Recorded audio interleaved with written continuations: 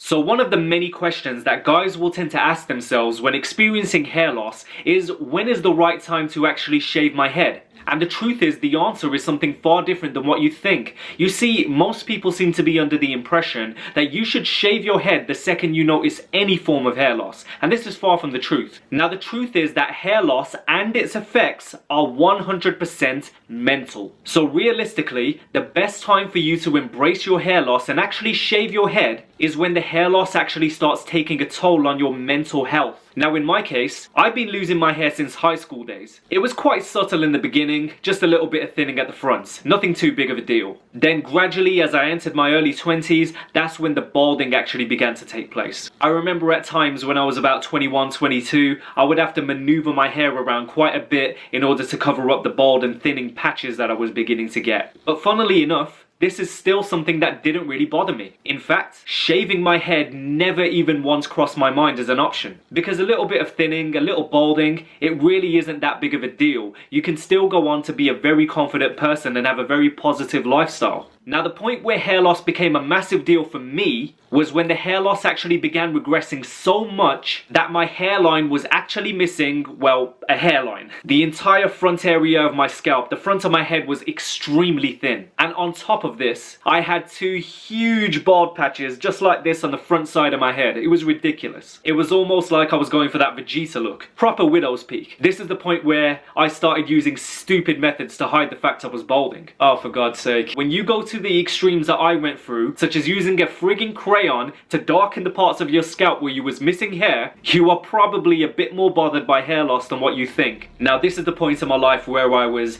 always looking for a mirror when I was outside the house, because I was so insecure at the fact that my bald patches might begin to show to other people. The reason I think it had such an effect is because I was still young and I was no longer the pretty boy. It was like I was 23 years old but feeling like I was 48. That vulnerability really hit me because every time I looked in the mirror, I noticed a drastic change when it came to my appearance. And you see, when your mental health begins to get affected by your insecurity, that's when you know it's time to embrace it. It's time to pick up that razor. Now, the bad thing? I think a lot of guys tend to get to the stage where I was, but instead of embracing their hair loss, embracing their insecurity for the sake of their mental health, they cling on to what they've got. And you know what happens? It mentally beats them to the ground. Because now their entire lives revolve around the problem. They're in this cycle of constantly looking for remedies or solutions. Always looking to mask the issue. Always under pressure of trying to style hair that you barely even have. And now imagine the mental blockage. You've literally got your mind screaming at you. Let it go. Just let it go. And you're not allowing your mind to guide you. Instead, you're allowing the negativity to build up so much, you start creating a lot of false assumptions. My dating life is ruined. I'm gonna look intimidating. My head's too weird looking. I can't pull off a shaved head. I can't be bald because I cannot grow a good beard. Enough is enough. Now listen, I make these videos because I want to remind you that you are unique. There is never going to be another you. Whether that's for better or worse is up to you. For God's sake, don't allow your entire worth as a person to be determined by how strong your genetic hairline is. Like I said, the effects of hair loss are 100% mental. And so the only aid is physical action. If you're in that spot where your insecurity, where your hair loss is the only thing that you're thinking about, then it is time to take action.